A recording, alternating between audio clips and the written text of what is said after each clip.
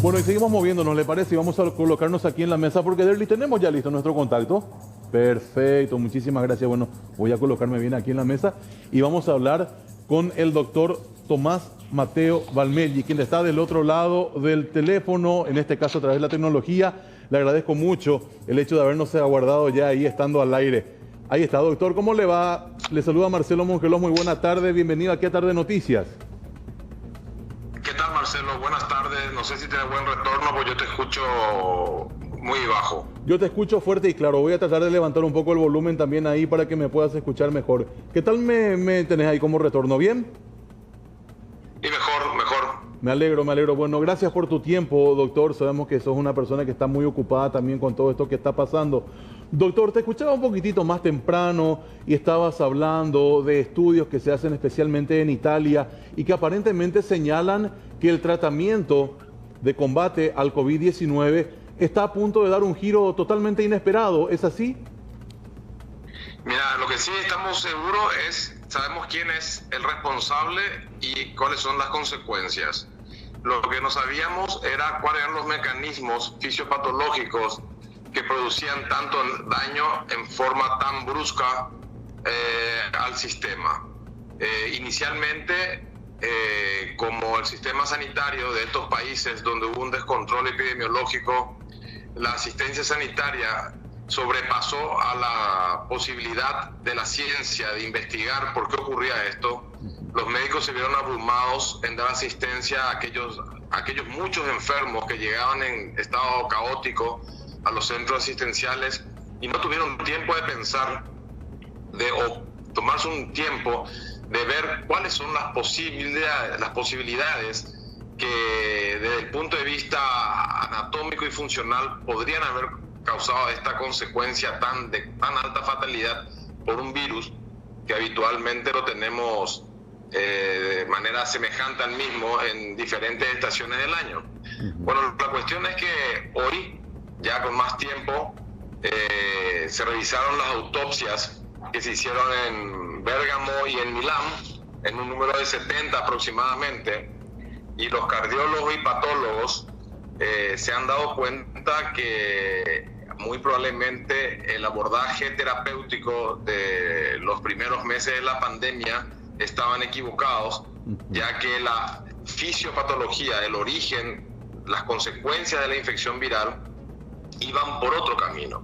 Y hoy hay una fuerte tendencia a nivel mundial, principalmente en los países más afectados, Italia, España, acá en la región Brasil, que en forma conjunta, 3 hospitales importantes de San Pablo, como es el Presidio Libanés, el Albert Einstein y el Hospital de Clínica San Pablo, están haciendo un esfuerzo científico mancomunado para encontrar otra explicación a estas muertes súbitas que se presentaban en aquellos individuos que inclusive llegaban a los centros asistenciales por sus propios medios, pero frente a la consulta médica claudicaban muertos.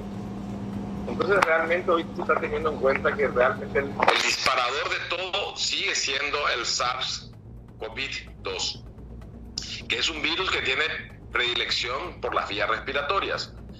El virus llega a nivel pulmonar, produce una inflamación del pulmón, pero esa no es la causa aparentemente más efectiva del virus, sino la forma indirecta de producir daño, que es que despierta una tormenta inflamatoria inmunológica que conlleva a una hipercoagulabilidad de la sangre, formando microtrombos, que son pequeños coágulos de sangre que se forman a nivel del sistema vascular y cardíaco y que luego son impulsados al corazón, al cerebro, al hígado o al riñón. Lo que hace que lo que creíamos o se pensaban que eran neumonías por afección directa del virus a nivel del tejido pulmonar, hoy pueden tratarse de infartos o falta de oxigenación de estos tejidos por microcoágulos que dificultan la circulación sanguínea a nivel pulmonar y por ende la oxigenación de la sangre necesaria para que los diferentes órganos y sistemas del cuerpo puedan subsistir. Entiendo, doctor. De esta forma, entonces, como que cambia la táctica que tenemos que implementar en este partido, hablando de términos futbolísticos, y hoy en día los anticoagulantes, y también hablamos de los antiinflamatorios como una medida también efectiva para el tratamiento, por lo menos es lo que se ve en países europeos. Y hoy, si esto se confirma después de un estudio con mayor número de pacientes, un grupo más grande de pacientes bajo seguimiento, nosotros vamos muy probablemente poder tratar los pacientes en casa, y el tratamiento va a ser más domiciliario que antes de llegar a la última línea de batalla, que serían los hospitales y las terapias intensivas.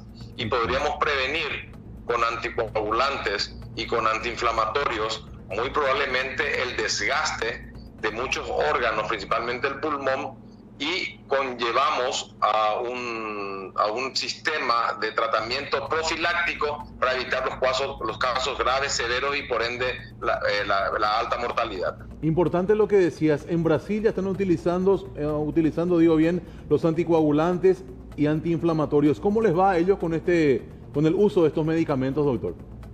Mira, las últimas informaciones científicas que estoy recibiendo en forma directa e indirecta es que en Italia están haciendo el tratamiento con anticoagulantes y antiinflamatorios de entrada, de manera profiláctica, y eso no deja de tener una bifocalidad también en el tratamiento ya iniciado en los primeros meses de la pandemia con la hidroxicloroquina y otros inhibidores de la multiplicación viral. Es decir, una cosa no saca la otra, son dos caminos que van de la mano. Uno, para prevenir los efectos secundarios indirectos que produce el virus a través de una tormenta inflamatoria inmunológica, y la otra es evitar que el virus pueda unirse a los glóbulos rojos, que son los elementos celulares que transportan el oxígeno.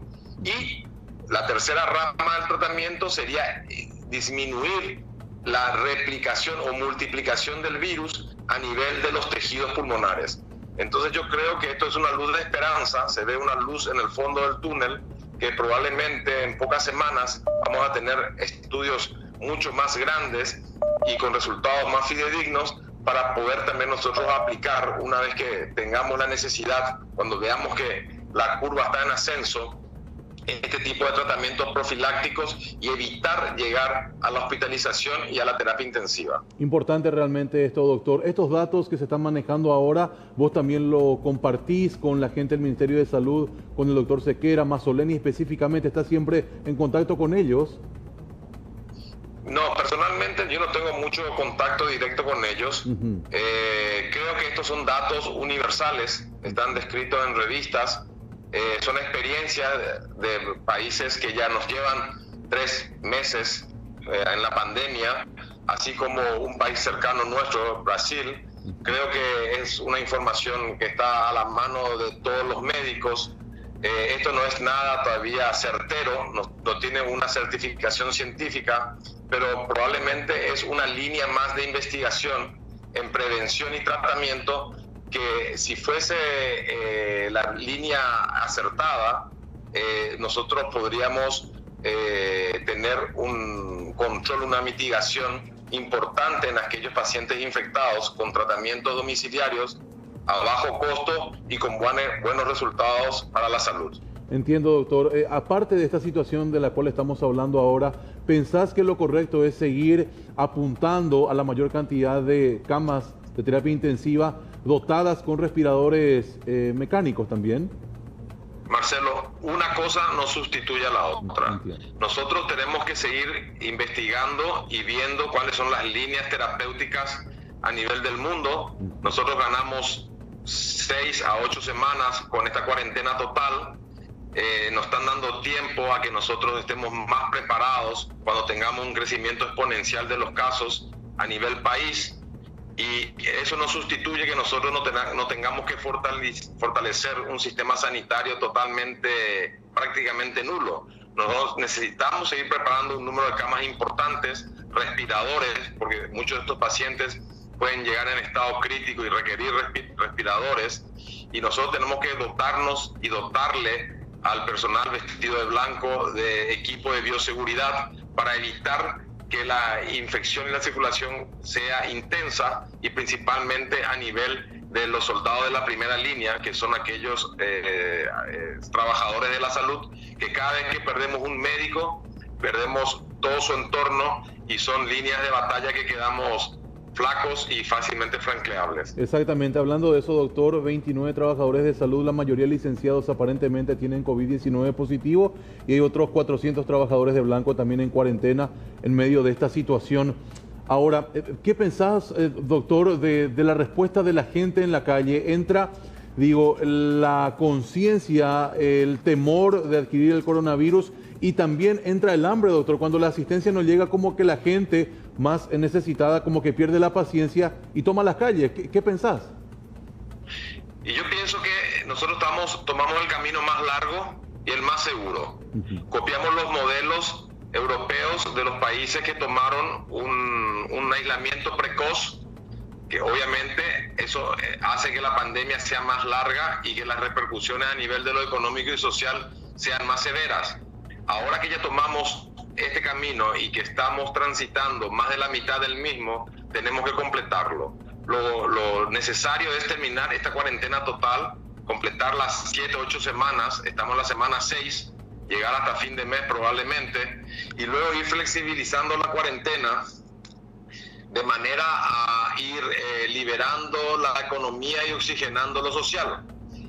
Si nosotros hacemos la segunda parte del camino, como lo hicimos la primera parte, y mantenemos las normativas de aislamiento social, evitamos la aglomeración de gente, y eso implica no iniciar colegios y universidades, que tenemos más de 2.100.000 estudiantes hoy en día entre colegios y universidades, más de 100.000 profesores, más de 50.000 personas que trabajan en el área administrativa.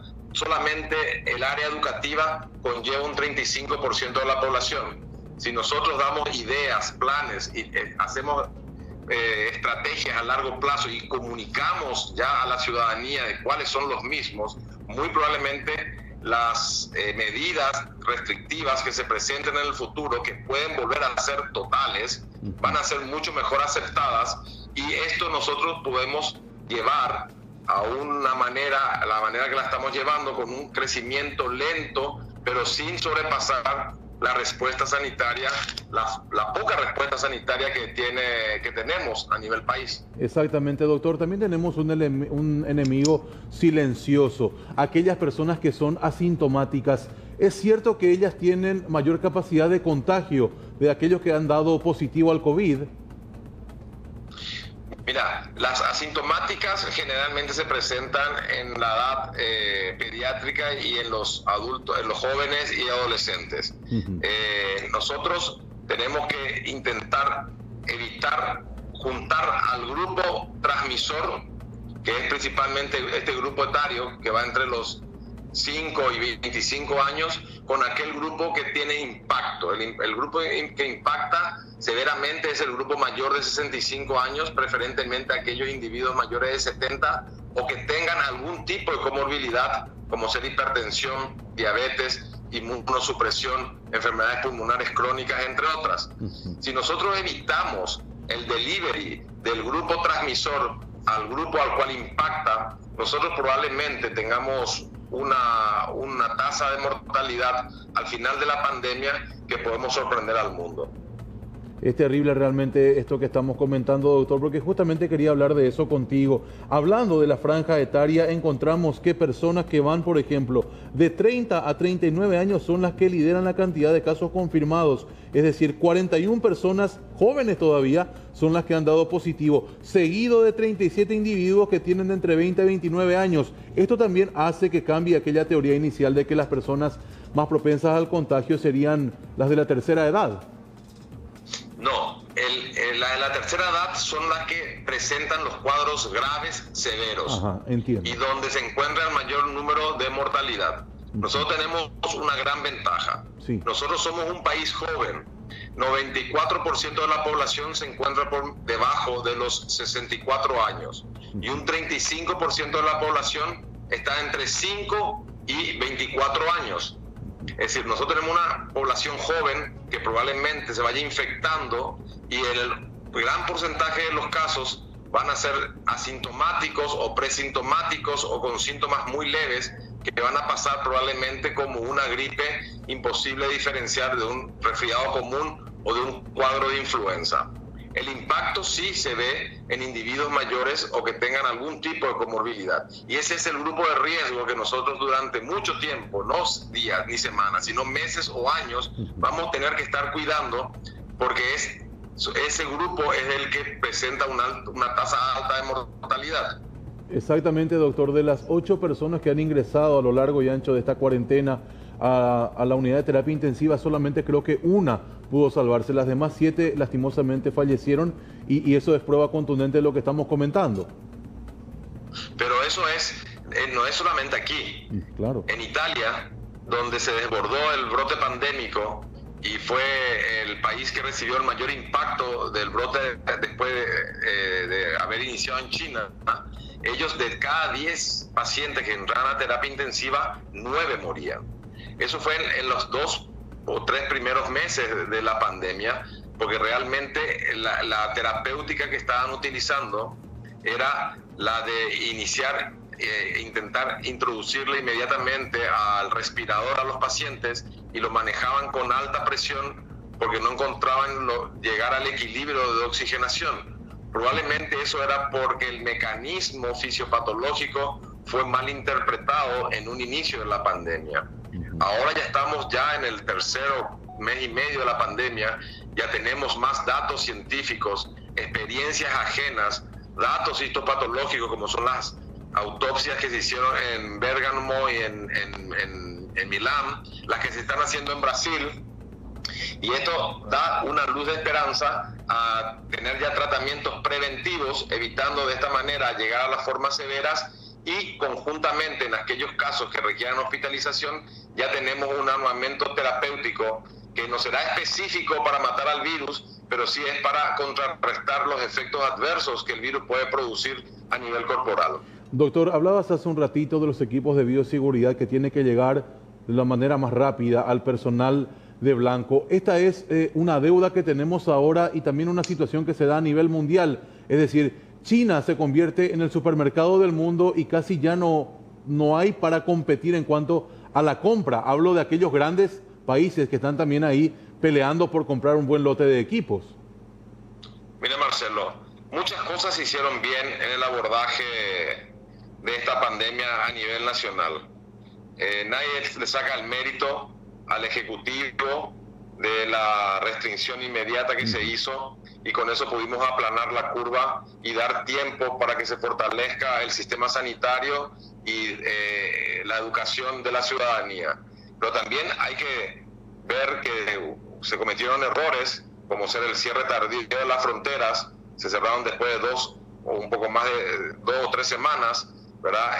Que esa era parte de la contención de la fase 1 de la pandemia y es imperdonable que desde el punto de vista logístico estemos con dudas o problemas de equipamiento porque la estrategia de logística no se hizo en forma adecuada y en tiempo adecuado. Hoy día es 15 de abril y todavía no contamos con el equipo básico de bioseguridad para los trabajadores de la salud y eso crea un ambiente gris, turbio, de desmoralización y de susto, ¿verdad? Entonces también hay defectos que hay que corregirlos lo antes posible porque, o si no, esto podría tener consecuencias en mayor efectividad a nivel del gremio médico o paramédico, que es un 15% hoy en día de los casos detectados, y estos son bajas de soldados en el ejército que tiene que librar una batalla muy probablemente en la última línea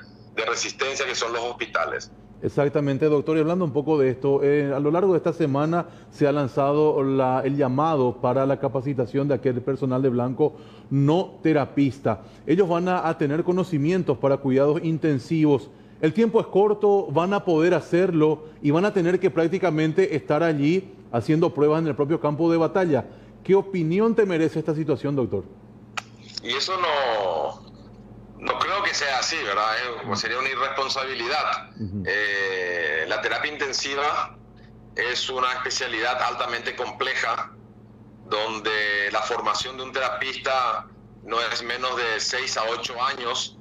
El terapista tiene que estar preparado en todas las áreas del cuerpo humano, en su funcionalidad normal y en su funcionalidad patológica, poder revertir las formas severas, más severas de la enfermedad. Y eso no se logra con clases virtuales en una semana, ni en 15 días, ni en 30 días. Muy probablemente esta gente que se está anotando para ser capacitada va a ser un apoyo para los terapistas principales y obviamente va a ser de gran ayuda. Hoy todos tenemos que aportar nuestro grano de arena porque ese grano de arena va sumando.